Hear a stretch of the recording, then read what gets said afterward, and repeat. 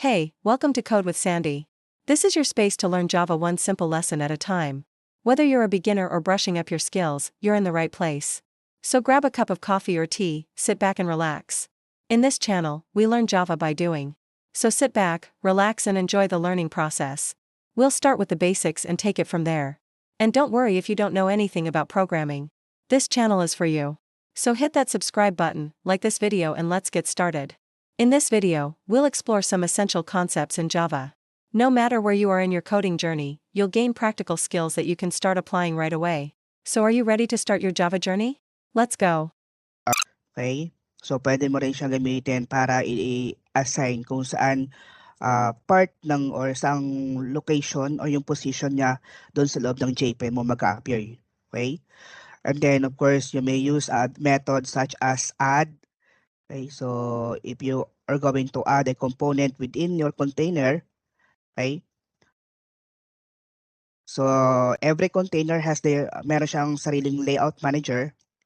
Okay? Or meron siyang method na set layout to change kung ano yung mga default layout.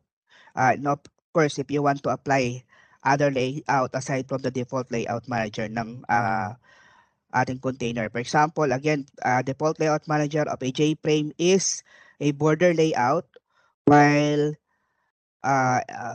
for the JPanel, so the default layout manager is flow layout. Okay, so what is the difference between the flow layout and a border layout? Anyone?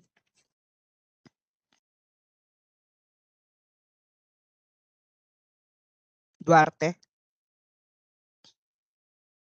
What do you think is the difference between the two layout managers, the border layout and a flow layout? Ano yung mga observations mo during our demonstrations? Sir, ang pag-aalala ko, sir, pwede niyo pong edit yung sa border, sir, is, pwede mo ma-edit yung border. Then, pwede mo pong ibay yung kulay. Tapos yung float, sir, yun po yung nasa loob, sir, ng border. Hindi tama po ang pag-aalala ko. Okay, another? Magallanes? Okay, sige, Fidelmar muna. Yung sa flow layout, sir, tuloy-tuloy siya. Kumbaga parang sunod-sunod yung paglagay. Unlike sa border layout na pwede mong parang ilagay siya per rows or columns. Okay, thank you. Magallanes, yes. Sir, sa border po, sir, is yung border po is naka-arrange po siya sa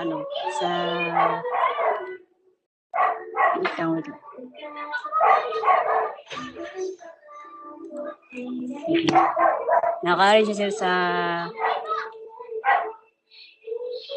sa by step po nung ginawa niyo pong Windows.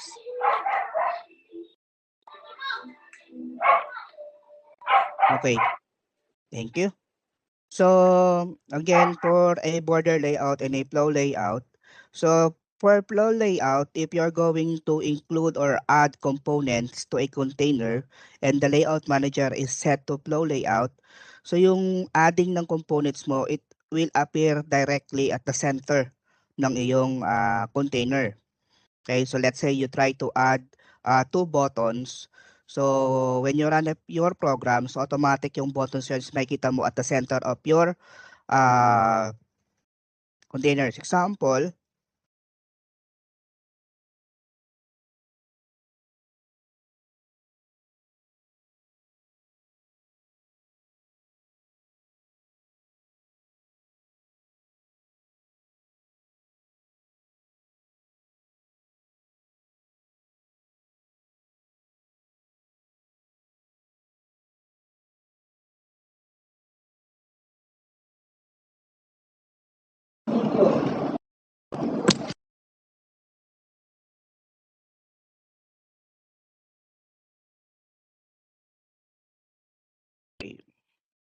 So let's try to add 2 buttons. Okay, so we have private J button. Okay, so B1 and B2. Okay, so next is we're going to create a constructor to initialize our components. So public sample week 7. So the constructor name should be the same as your class name. Okay, with an open close parenthesis. Okay, so next, so we need to instantiate our object. So magkikreate tayo ng object. So B1 is equals to new J button. So let's name this one as B button 1. Then for the second button, so the name is B2. And then this one is may caption siya na button 2. Okay? So next is arrange natin yung title ng ating frame sa ano bang so week 8 or week 7. Then set default close operations is jframe dot exit on close. Set size, so ang size natin we have 400 by 300 pixels. Then of course we need to set the visibility, set visible to true. Okay, so initialize natin yung ating na-design natin yung ating frame. So next is of course we need to add our buttons sa loob ng frame. So add B1. Okay, so add B2. So next is, so we need to create the main function or main method, public static void main. So string args. And then create an object of our class sample week 7. So SW is equals to new sample week 7. So again, so since we created the object of our class, so sample week 7, so everything na nasa loob ng constructor natin is i-execute niya. So ito yung nasa loob ng ating sample week 7, which is yung instantiation ng ating button 1 and button 2, pag-add ng button 1 and button 2 sa loob ng frame, yung pag-change ng title into week 7, okay, pag set ng ating close button into exit on close. So yung size niya is 400 by 300 and yung visibility niya to true. So right click and run. So as you can see, ang makikita nyo lang is button 2. Okay? So nawala na yung button 1. So natakloban. So we can change the layout manager of our border of our frame. So by calling the method set layout. Okay? So set layout. So pag ginawa natin siyang flow layout, magiging output natin is yan. Nasa center po yung ating dalawang button. Pag flow layout po siya. Okay? So yung ating mga components or buttons could be positioned sa left, sa right, and sa center. So by default, nasa center po if you are using a flow layout manager. Layout manager. Okay? So pwede siyang palitan. So flow layout dot right. So run. So nasa right side yung ating mga buttons. Okay? So left.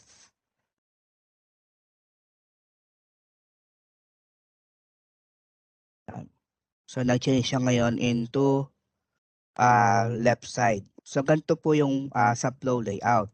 While in a border layout, you may position your components or your buttons, okay, sa 5 positions. Sa north, south, east, west, and center. Okay? So kailangan po in your set layout, so instead of using a flow layout, ang gagamitin natin is border layout. Okay? So for the border layout,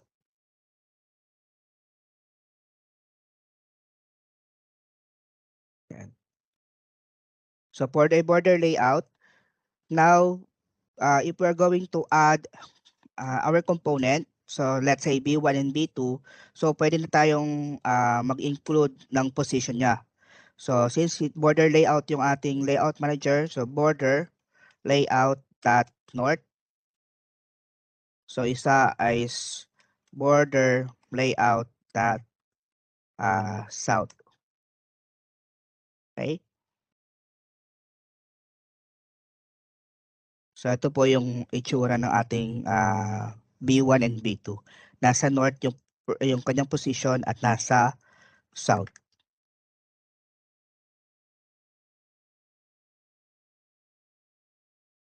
Okay po. Question? So naiintindihan na po yung difference between a flow layout and a border layout?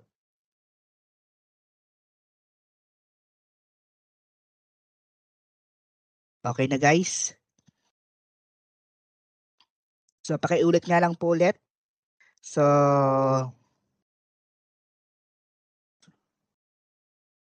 Tayag, kindly give the difference between a flow layout and a border layout again. Sir, good afternoon po. Yes po, good afternoon. Sir, ang border layout, pwede mo siyang ilagay yung button 1 and button 2 from north to south. North Okay. at while the flow layout sir, is sa gitna ng siya. Okay. So again, ulitin ko lang ulit. So if you are going to use a flow layout, you may position your components or your objects, button, text field, labels into center, right, or left. Okay? So balik tayo ngayon doon sa flow layout. Tanggalin natin to ngayon. Okay, so add B1 and B2. So instead, okay, so let's try to add another button. So B3 and B4. Okay. So copy paste. B2, B3. Okay, so B3 and B4. Okay. Then add B1 and B2. Yes, Nelmer. Sir, wala pong B4 doon sa Ay. public sample. Okay, so B3 and B4. Okay. Okay, so flow layout ulit. So makikita nyo nasa center yung positions ng ating mga component by default. So once na let's say ganito lang yung size ng iyong window o ng iyong J-frame, automatic bumababa. Kaya pupunta yung inyong component to the left side, and kung nag-exceed na yung kanyang hindi na siya kasya, mag-move to the next line na yung next component mo. So ganun yung niya. While yung pag ang border layout mo ay ang layout manager mo is a border layout, so fix na yung position niya kung siya is inassign mo sa north, inassign mo siya sa south, inassign mo siya sa east or sa west or sa center. So fixed na, hindi nagagalaw yung mga components na yon. Okay po? Sana po naintindihan nyo. Okay? So now is, yes, Arenas. Sir, possible po bang magkaroon ng button sa loob ng photo? Kunwari doon sa border layout natin, magkakaroon siya ng flow layout or vice versa. Okay po. So, much better if you are going to use another container to group or to arrange your controls, okay, or yung components mo. So, pwede mong gawin is maglagay ka ng J-panel. Okay, so pwede naman yan, okay, let's say, mag-declare tayo ng J-panel. So, private J-panel,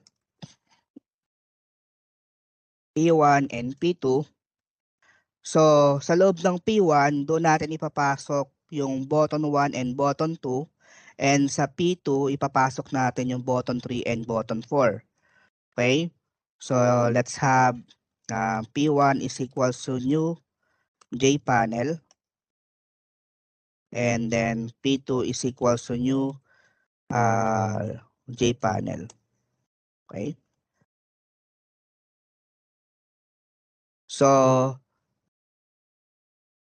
yung lagay natin, yung pinaka frame layout manager natin into border layout. So, new border layout. And then, again, si B1 is ipapasok natin kay P1. So, lagay natin P1.add. And then, P2.add. Then, si P3 and P4 naman ay nasa P1 pala siya. P1, then this one is P2, and then this one is P2. Okay? So, si P1 is pwede nating assign sa border sa north. So, P1, then border layout. Okay? That north. And then si P2, lalagay naman natin sa south. So, add P2, then border layout that south. Okay? So, dalawa yung layout managers natin dito. So, makikita ninyo. So, ito yun. So, sa loob ng ating P1, nandito si button 1 and button 2.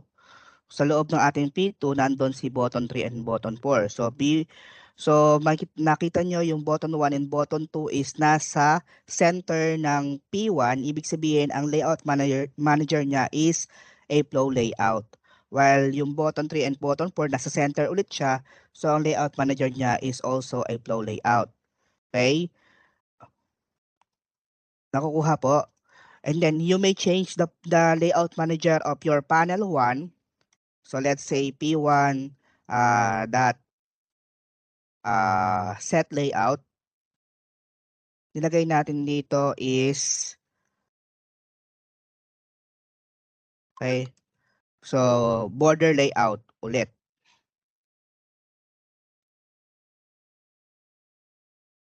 Okay. So, new border layout. So, this one is different. The new this set layout is different to this one. Okay. So, this one is intended for your J-frame, while this one set layout is intended to your panel 1. Okay, so the first panel container. Okay, so then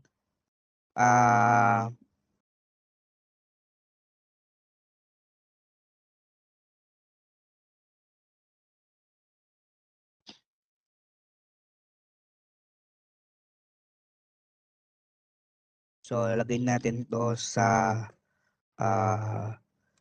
center. Sa east na lang. Dito naman, si B2 is border layout at west. Okay? So, pwede natin change yung color para makita nyo. So, set background.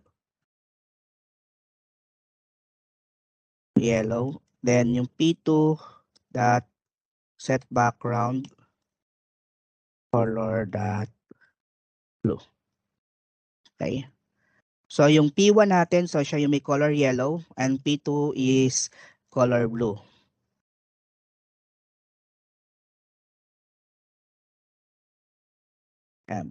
So ito po yung itsura niya. Ulitin ko ulit.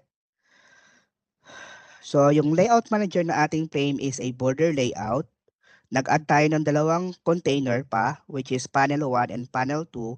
So for our panel 1, we add the button 1 and button 2. And then for our panel 2, we add the button 3 and button 4. Okay? So by default, the layout manager of our panels is a flow layout. Kaya nag-appear ngayon sa center yung ating mga component or yung ating controls. So we change the layout manager of our panel 1 into a border layout. So we have P1 that add yung button 1 natin is nag-appear siya sa east. Okay, so ito yung east. And then yung P2 natin nag-appear ngayon siya sa west. Okay, so ang layout manager ng ating panel 2 become border layout na. So you may change other yung mga containers nyo. Yung layout manager niya, pwede nyo siyang baguhin. Okay po. Questions? Yes, Villarubia. Sir, sa flow layout, automatic siya sa center or pwede siyang i-declare or lagyan ng left or right? Okay, so by default po, naka-declare sa center siya. So kung gusto mo siya is mag-appear sa left or sa center, so babaguhin mo yung kanyang dito sa portion na ito. Saan yun? So wala tayong sinet na flow layout, di ba? Kasi by default naman, layout manager ng panel is a flow layout. So if we're going to change, okay, so pwede mo natin gawin is, nasan yung set layout ng aking P2? Set, okay, wala. So P2 dot set layout, okay, so new flow layout. So yan, so ganyan, ibig sabihin center yung kanyang default. Pag nilagay natin ay flow layout dot right. So ito siya, naka-flow layout dot right.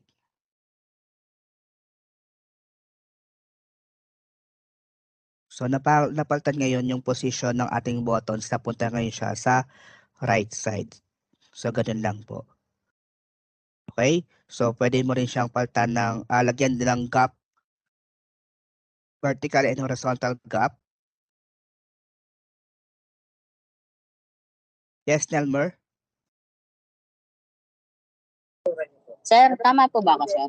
Kapag border layout, kailangan po isa-isa po siyang i-declare kung saan po siya mapupunta yung button. Unlike Yes po po. pag flow layout, isa lang po yung i-declare natin, sir. Apo. Okay, sir. Thank you po. Okay, so again, sa border layout, so yung mga components mo, if you want to arrange dun sa yung window is you need to specifically state kung saan siya mag-appear sa north, sa east, sa south, sa center. Okay? While yung sa flow layout naman, so pwede mo siyang ilagay sa center, pwede siyang sa right side, pwede siyang sa left side. Yun po yung kanilang difference. While for a grid layout naman, so pwede mo siyang i-arrange into rows and columns. Okay? So let's say this one. Okay? Pag gagawin mo lamang dyan is new grid layout.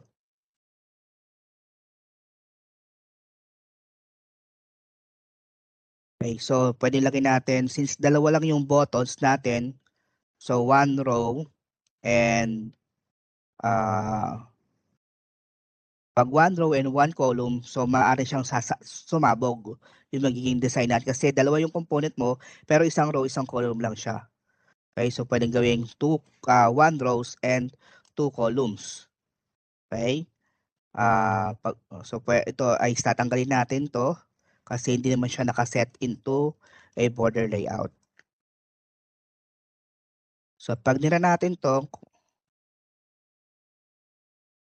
yan. So nakita nyo yung ating component, button 1 and button 2, naka-arrange nga siya into single row.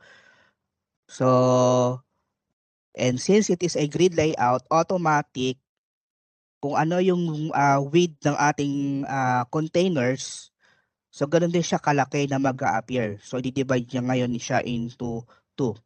So kung i-resize natin yung ating window, so nag-ano rin siya, nagre-resize din yung ating component.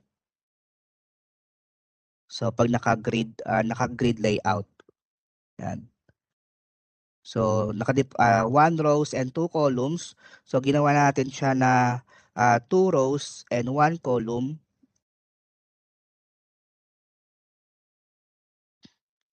So ito po yung position niya. So 2 rows and 1 column. Okay?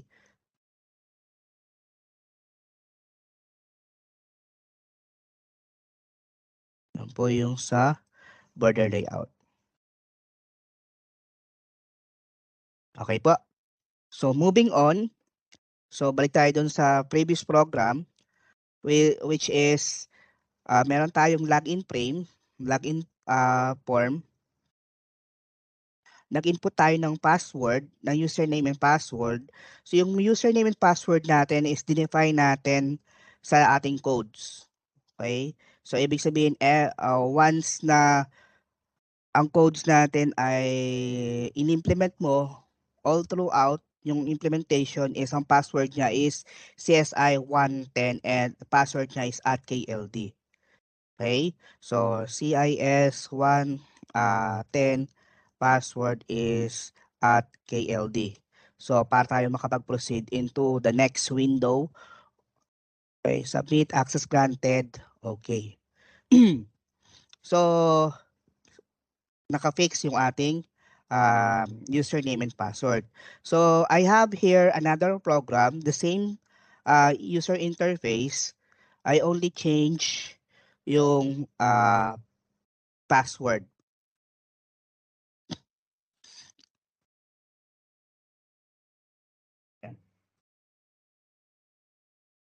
So wala tayo nito.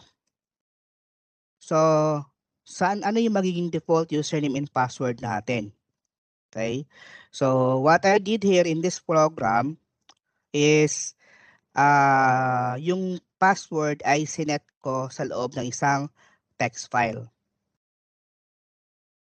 Okay?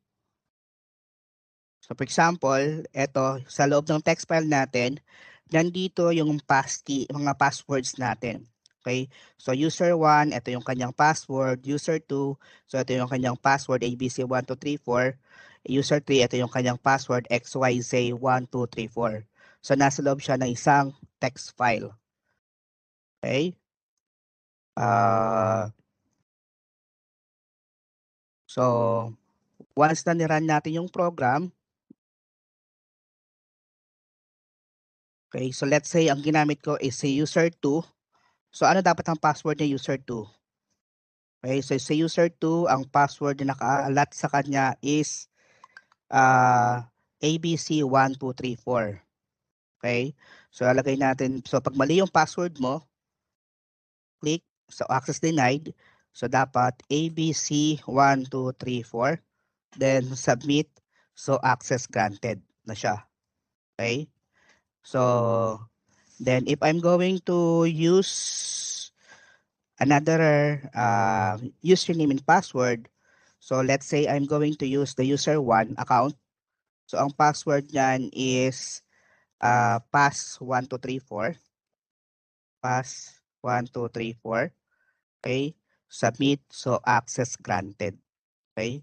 And then display yung ating basic math operations. So yun lang yung naging difference niya. So ano yung naging changes doon sa code aside doon sa pag-delete ko ng password niya na nasa loob ng ating code.